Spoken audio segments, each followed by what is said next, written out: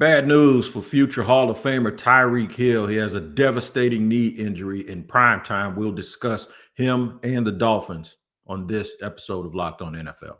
The barbershop is open and Tony Wiggins has a chair for you. He's ready with some real NFL talk. The local experts of Locked On bring their expertise, and Wiggy is ready with his clippers and shears. Sit down and enjoy. The new Locked On NFL starts now. Locked On Podcast Network. Your team every day. As an absolute fact, it is your team every day here on Locked On NFL. We thank you for making us your first listen.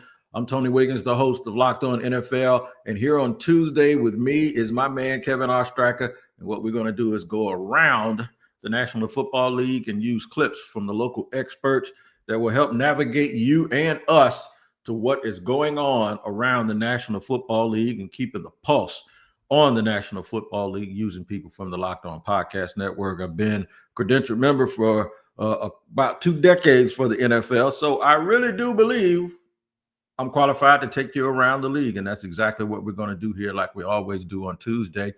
Locked On NFL can be found wherever you get your podcast. Make sure if you watch or listen, you tap in so you do not miss an episode like the one today that is brought to you by FanDuel. Right now, new customers can bet just $5. And if your bet wins, you'll get $300 in bonus bets to use across the app. We'd also like to thank you for listening to Locked On NFL, and a reminder that if you can follow our show and hear new episodes ad-free daily on Amazon Music. So go check that out on Amazon Music. It is going to be ad-free. All right, Kevin Ostreicher from Locked On Ravens is going to join us. Is joining us. He's already here. He is going to join us. He's already here. He's sitting there. I promised him I would not talk about the Chiefs and I would not talk about the Ravens. We did that off air a little bit. We did a good episode on them yesterday. Today's episode, though, we're going to end up talking about the worst team in the NFL. We don't got to name them because there's 3 people that says that their teams are the worst in the NFL. And you know what? We're going to play clips from each and every one of them, and then we'll decide who's right about that. Right in the middle of the show, the Broncos hit stride in week 4. They absolutely did, man. We'll discuss that. Now they're starting to look like that team that we all thought that they could be. But we're going to start the show at the very top talking about Tyreek Hill and a devastating knee injury. We're not doctors, but it looked really bad. They're talking about dislocated kneecap and probably other ligaments, according to Ian Rappaport this morning. Terrible, terrible news for a great, great transcendent player, Kevin. Yeah, it's tough news for Tyreek, tough news for the Dolphins. And, you know, a lot of people were wondering, like, hey, is this going to be like the top guy at the trade deadline that people are looking at maybe to go and boost their wide receiver core? And now nothing.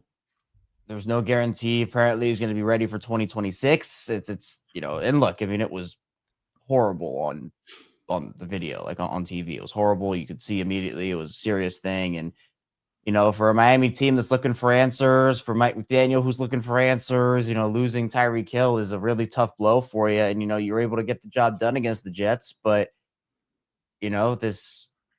this now is Jalen Waddle time is a pure number 1 receiver to step up. I mean, maybe they go out there and I don't know, maybe they bring Odell Beckham Jr. back, or maybe they sign, they're going to have to probably sign another veteran, but this is something that, like you never want to see injuries, especially ones of this magnitude. And, it's tough because Miami is a team that's probably looking at some pretty big changes in the offseason if things continue going the way that they are, and they need every player out there healthy to help them avoid that, particularly Mike McDaniel and Chris Greer. But Tyreek Hill's not going to be a part of that for them. No, man, and it's too bad. Here's my man Kyle Krabs talking about that and the Dolphins. The Miami Dolphins are in the win column with a 27-21 victory over the New York Jets on Monday Night Football, but this victory was a costly one for the Miami Dolphins as Tyreek Hill goes down with a left knee injury that saw him carted off the field early in the third quarter, shortly after the Jets turned the ball over on the opening kick of the second half. Hill, who has had a much maligned and productive tenure with the Dolphins, is entering into the last year of his current contract, in which he is owed $36 million in 2026. And it was no sure thing that he would be back with the team, even if he stayed fully healthy and was highly productive throughout the course of this season. It appears to be an unceremonious ending for Hill and his time with the Dolphins, although we still need more information to figure out the full extent.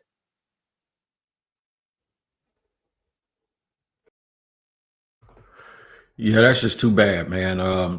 I always get kind of emotional when guys get banged up, even if for a team that I don't root for, because you know how hard guys work to get to where they are. Silver lining for his career, if the course of it changes, is he's a champion and he has gotten what he deserves. Too many times we see guys get banged up before they're able to get to one or either two of those things. First ballot Hall of Famer, I said it because I think he's the modern day Bob Hayes. He is what Randy Moss was for so many years to a lot of people that did not see that or Bob Hayes, where his speed, his approach to the game, and his impact on the game has been, and hopefully will have a chance to continue. Because one good thing about it, like I said, we're not doctors. Guys that are superior athletes like Willis McGahee, and doctors even said that when they operated on McGahee when he was in college, the one thing that helped him was that he was in such great shape. And I hope that is the same thing for Tyreek Hill.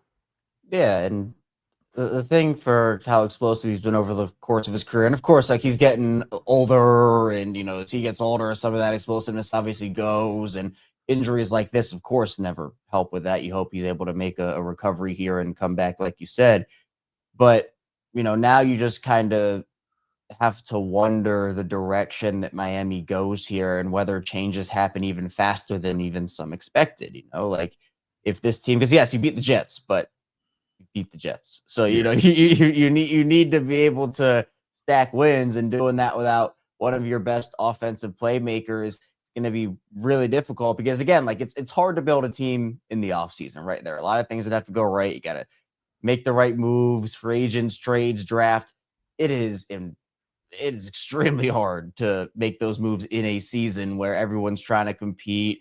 We're seeing trades being made, like we're seeing Cam Robinson and Small ones, right? Yeah, little small ones here and there, but you can't you don't have the choice of all these guys anymore. Like you kind of have to work with what's there, and Miami's wide receiver room. Yeah, you have Waddle, but you're not really working with a lot else in that room right now. So they traded away Jonnu Smith to Pittsburgh. He was someone who was a big offensive weapon for them last season. Obviously, like Waddle and HN are going to be the two guys that have to step up in a big way with Tyreek out. It's going to really, really make them trying to make a little bit of a run after getting their first win extremely difficult.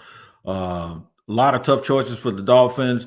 Thoughts and prayers to Tyreek Hill, and hopefully he makes a full recovery and keeps himself in good spirits. But we move on to the Denver Broncos. Lots of fanfare this year after a successful season that no one expected just last year. We're going to jump in just a second, and we're going to talk about their win last night over the Cincinnati Bengals, who looked absolutely miserable. We'll talk about that in just a second here on Locked On NFL.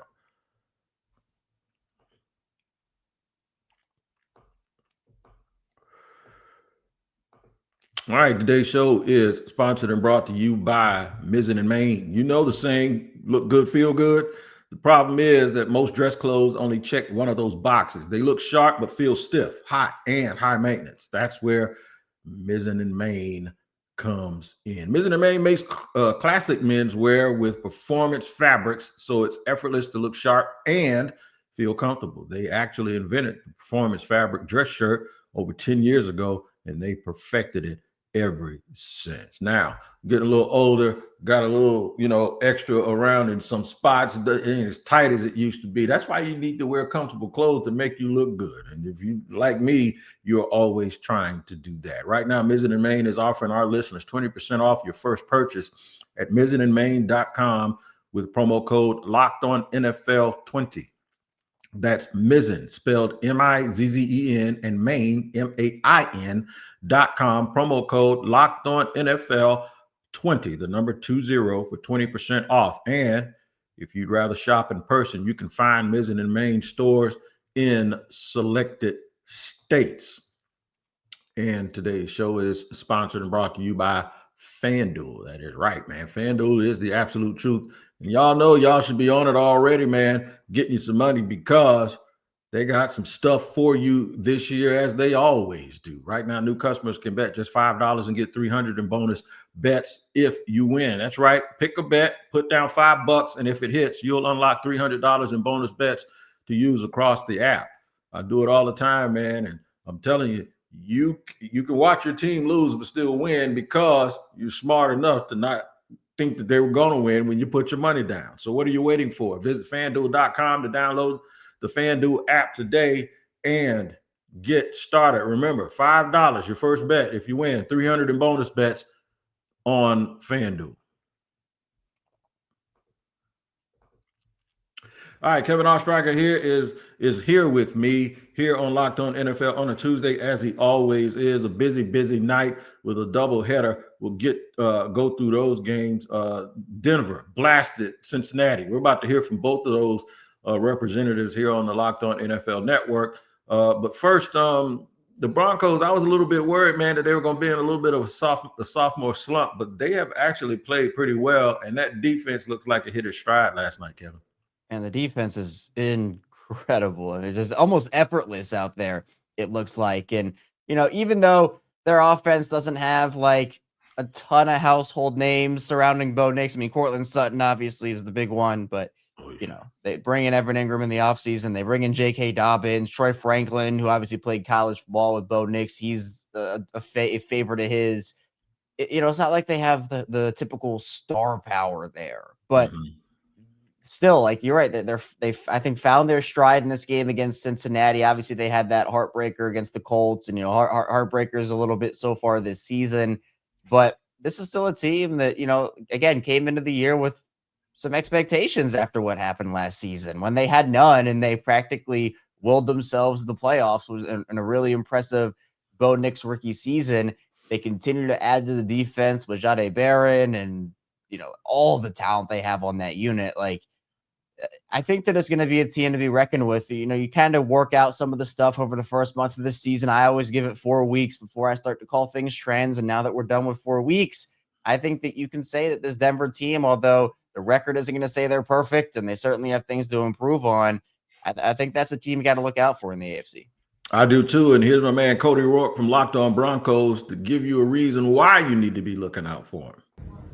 Bo Nix and the Broncos offense account for over 500 yards of production in Monday night's big-time win against the Cincinnati Bengals. And the Broncos, they snapped a long-standing streak led by J.K. Dobbins. 37 straight regular season games, the Broncos did not have a 100-yard rusher. Well, J.K. Dobbins came through big on the evening, rattling things off in the fourth quarter to surpass over 100 yards, snapping that streak. As the Broncos, they dominated a Joe Burrow-less Cincinnati Bengals team, and they made it look easy as well, holding the Bengals to a very, very poor production, over 150 yards of offense there, taking Jamar Chase, T. Higgins out of the equation here. The Broncos, they improved to 2-2 on the year, and now they got a matchup coming up against the Philadelphia Eagles in the defending Super Bowl champions. Can they get on the road and get another victory? For more, check out Locked On Broncos.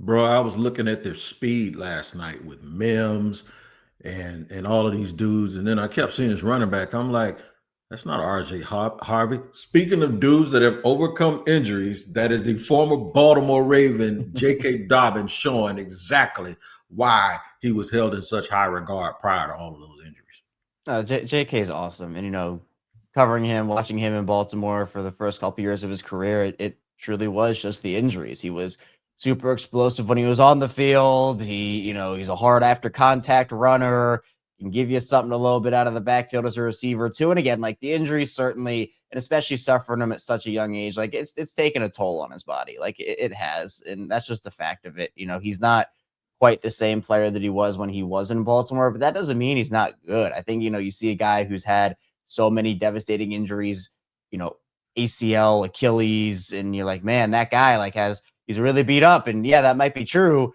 but you still see how hard he runs. You still see the after contact ability, and someone that, might not have, and he wasn't a speed back to begin with, but even that seems like it's been a little bit sapped over the course of recovering and suffering those injuries, but he's still finding ways to impact the game. And so, I mean, he was super fun to watch with Lamar when they were out there together. And obviously, Bo Nix is a different type of quarterback than Lamar is, but still, he's someone that can come in there, and I think he and Harvey are a nice 1-2 punch together. I actually like the compliment that they give one another on the football field. So I was shocked when he didn't really get a lot of offers this offseason. It was kind of like Denver last second signed there after the injuries again with the Chargers, but had a good year though when he was on the field. Right. I mean, you got to kind of prove it, I guess, when you have those injuries and prove the team's taking you stay healthy, can you still be productive? And look, so far he's done that. Yep, him, Nick Chubb, Todd Gurley, they're just people that you think and you're like, man, if they could have just stayed totally healthy, how good would they be? Frank Gore did it. Frank Gore had a couple of devastating knee injuries, and now he's like number 3. There's just some people, man, that just have it, and he's one of them, and I always root for dudes that work really, really hard and come back. Now, speaking of a team that has a major injury, the Bengals have an injury at quarterback. But it seems like there's more going on in Cincinnati. There's always something going on in Cincinnati, right? So this is the first of 3 clips where the host of that local Locked On show is going to say the same thing. I want you to hear my man Jake Liskow from Locked On Bengals. This version of the Cincinnati Bengals is probably the worst team in the NFL. Then they didn't look like a professional team on Monday Night Football in Denver. Another embarrassing game that makes it 8 straight quarters of embarrassing football after Joe Burrow's turf toe injury. We'll have you fully covered on the Locked On Bengals podcast with all the takeaways, but man, this thing is just dismal. I'm running out of words to describe how pathetic this Bengals team has been, and I'm a guy who sits here on a microphone and tries to speak eloquently about this team every week. I like words. I'm out of them to talk about how bad this team has been, from pre-snap penalties to the execution on the offensive line to play calling on both sides of the ball, the design on both sides of the ball. Nothing is working right now for the Bengals, and yeah, there's a long way to go this season, but if there's a death spiral, well, this is what the beginning of that death spiral would look like. Brother, listen, they're bad, man. And I don't know how I'm almost embarrassed. The Jaguars are 3-1, and the one game they lost to the Bengals, and they were winning the game when Joe Burrow got hurt. So I'm almost embarrassed. They should have won the game. But anyway, the Bengals look atrocious, and put Zach Taylor right there with a few other coaches that I have running the pink slip marathon, not the pink slip marathon, but the pink slip relay. They're just passing it like a baton. And I don't know who's going to come across that finish line first, but they're in real, real bad shape. You don't have to tell me twice. I've been on here for, a year plus now saying Zach Taylor should be fired. I mean, I don't know what else I can say. Zach Taylor should be fired. He should have been fired at the start of the offseason. I just, the Bengals, they make it to the Super Bowl. They make it back the next year to the conference championship and lose to Kansas City. That bought Zach Taylor the 2 extra years that he's gotten here after.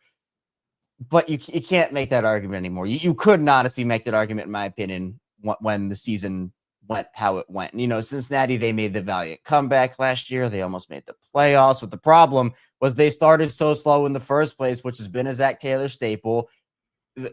The roster has not been built properly around Joe Burrow, Jamar Chase, and T. Higgins. You have those 3 plus Trey Hendrickson, but even Hendrickson's going to be a free agent again after this year, and he's your best defensive player. They have no one else on that defense, and you can just see, like, Jamar Chase goes over to Zach Taylor on the sideline, and they're just talking about something, and like I tell you, it's probably not a happy conversation based off how the game went last night, but Yeah.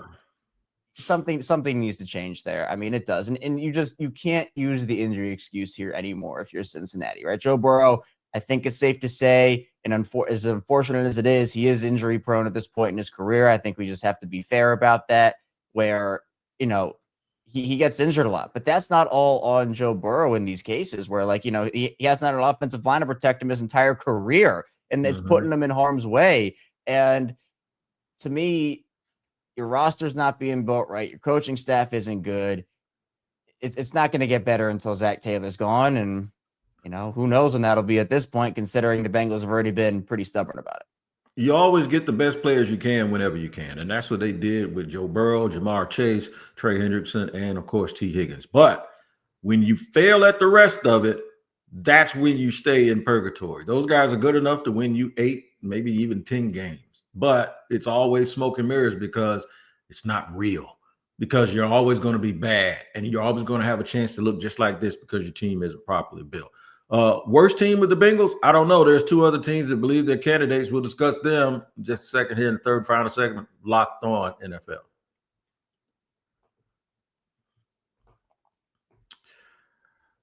All right, man. I hope you're ready.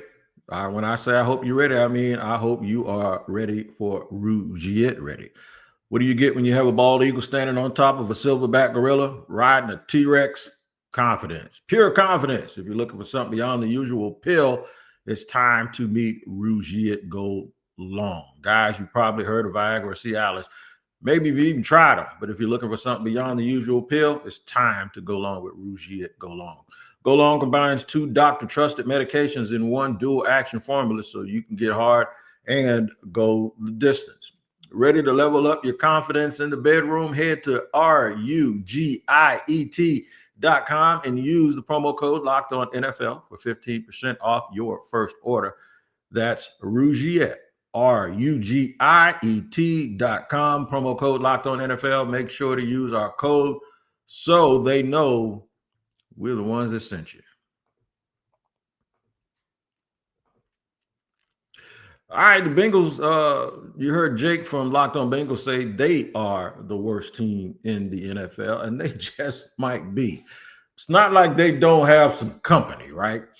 They have some company, and Zach Taylor looks like he's going to have some. When I talked about that pink slip baton and that 4x100 relay, the next guy I'm going to talk about, he's safe. The dude after that might be the one taking the baton from him. First, let's hear from my man John Butchko of the Jets that got smoked last night by the Miami Dolphins. The Jets lost to the Miami Dolphins on Monday Night Football shows that right now this is the worst team in the NFL. It's one thing to be short on talent. It's another thing to make self-inflicted errors over and over. Right now, the Jets are a team that is both short on talent and makes self-inflicted errors over and over. 3 fumbles lost, a dozen more penalties, guys not getting lined up correctly, guys not setting before the snap, blown coverages, a fair catch at the 3-yard line. This is just not a smart football team. And when you combine it with a lack of talent, this is the result you get. If the Jets don't start playing smarter and sounder football, they're not going to win any games because they just lost to a team that looked really bad the first 3 weeks of the season. Things have to get better soon. Look, Aaron Glenn's safe. If he's guilty of anything, he's coaching the way he wants to coach, but the way he wants to coach doesn't fit with what they have because he's coaching like he has a lot of talent, like they want to bully people. They just can't do it. They just can't do it. They're not Detroit. They don't have the people to play the way that he wants to play. Yeah, and it was always going to be a multi-year thing here for the Jets, but these are just things that are procedural and other things as well that, you know, it can't happen regardless of who you have out there. It's just simple, basic football stuff. And Breece Hall had a quote, and I don't think I can say that quote on here, so I'm not going to say it, but he had a quote that essentially sums it up, saying that, hey, I'll do the nice version where teams will make mistakes and the Jets will come back and just make worse mistakes. And so that to me is the identity of the Jets right now. You know, it's a team that had an opportunity to win this game against Miami. They didn't do it. And the reason they didn't do it is because they were making making mistakes that you shouldn't even be making at the high school level. You know, things that are just very simple. And, you know, I don't think anybody's expecting perfection from any NFL team. There are going to be bad plays. There are going to be penalties. There are going to be things that don't work out. But to have it happen that often in a game, you know, it goes to show there's a lot of work to do for the Jets right now. Yeah, Breland Allen got hurt too, man. They had to get him off the field. Hopefully he'll be fine. But he made the first mistake. They had a real good drive early where they just said, you can't stop us. They were pounding the Dolphins, using those first-round picks on the offensive line, a power running game, and then he's trying to stretch the ball into the end zone and gets it poked out, and it turns out that it's a microcosm of a bad team, and that's exactly what happened. Now we're going to have a little fun. My man, Tyler Rowland. Tyler Rowland, by the way, the host of the first Locked On NFL show. The Madman wakes you up each and every day like a double shot of espresso. You can hear him first, and then I'll come back in the afternoon with the show that you're listening to right now, The Barbershop. Make sure you tap into Locked On NFL each and every day, wherever you get your podcast, and listen to Locked On Titans too if you need some comedy relief right now, because He says, hold my beer, Jets. Hold my beer, Bengals. The Titans are the worst team in the league. It's a little long clip, but I want you to hear every single second of it. I don't even have it in me to be mad anymore. Seriously, my anger tank is on 0. I'm just sad. I'm just disappointed. This is by far the worst football team I've ever seen. Like, this is the worst Titans team that I will ever see. This team is not going to win a game. Like, there is a very high chance that this football team does not win a single game all year. And I got to tell you guys, I know the Titans don't want to fire Brian Callahan. I know that Amy doesn't want to look temperamental and quick-triggered and all of that different stuff. But what choice has this football team left them now? Like, there is no way that you can get beat by 21 by the Colts, come back and then get beat by almost 30 by this Texans team and not fire Brian Callahan. Like, there's simply no way around it. And look, again, my anger tank is on 0. I don't have any anger left. I am just in dismay, just completely deflated. And at this point, again, there's just no other course that the Titans can take but to fire Brian Callahan. He has forced you to do it. Brian Callahan has forced their hand. He must be fired. It's just, I don't know. I'm sure you guys feel the same. I'm just at a loss for words at this point to explain in different ways how terrible this football team is. Without comment, I want your comments. I present to you that Kevin Ostreicher. Is he right? Who's the worst team? Which one of those teams is really the worst? Man, I mean, look, the Titans also just it's a Zach Taylor coaching tree, man. It is, man. Is that Zach Taylor coaching tree?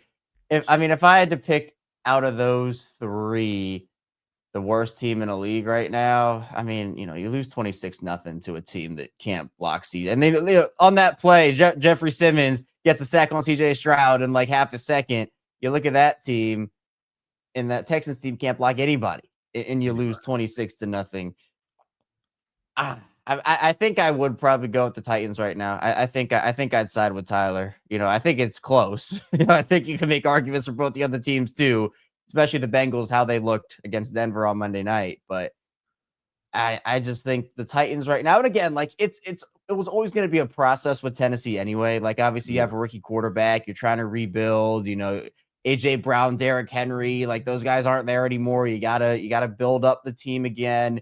And I think they've started, but that doesn't make the product on the field currently any better than it is, which it's not good right now. So I think it was an expected outcome for Tennessee this season. No one expected them to be this like wild card team. They sneak in there and make some noise. Everybody didn't think they were going to win a lot of games this season. But again, it begs the question, is Brian Callahan the right player to lead Cam Ward into the future? Now, again, what I will say very quickly here is that if the Titans do fire Brian Callahan and they bring in somebody else, sometimes we've seen this before, the coach that comes in, that quarterback's not that coach's guy. And that coach, you'd have to be aligned with Cam Ward being there. You have to find a coach that's aligned. And I'm sure there are plenty of quarterback or coaches that would love to come in and coach Cam Ward and help him develop. But, we've seen it honestly too many times where quarterback gets taken very high up in a year that, is kind of a do or die year for that coach. Coach gets fired. New coach comes in and says, I don't know about this guy. So that's something you have to monitor. But look, if Brian Callahan is not the right guy, Brian Callahan is not the right guy. He's shown me, though, Cam Ward has shown me that he has it. He has the intangibles. Yeah.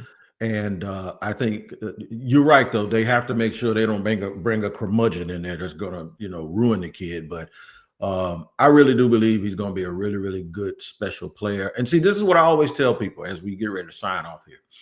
Just because your team is bad, just because things aren't around him are bad, you can still look at a situation and go, you know what? He's still good. That's why I don't allow people to make excuses for quarterbacks that aren't playing good, like they're doing right now for Justin Fields again, saying he ain't got enough around him and all of this stuff. The thing is, and he played well last night. You don't have to make excuses for what you see, regardless of how bad it is. And this is the example of that. I think Karen Ward is going to be a special player in this league. He just needs good stuff around him. Good stuff around him like me. We are nothing without the local experts that we use each and every day here on Locked On NFL, and the recurring guests that sit up here with me every week, putting up with me every week, and help us navigate throughout the National Football League. Make sure you continue to check us out on Locked On NFL. Subscribe wherever. Check Kevin out on Locked On Ravens as he gives you all of those reasons why Baltimore's struggling. And we'll see you, man. It's always fun here for you guys to join us. 30 minutes today. I hope we didn't waste your time. You certainly did not waste ours.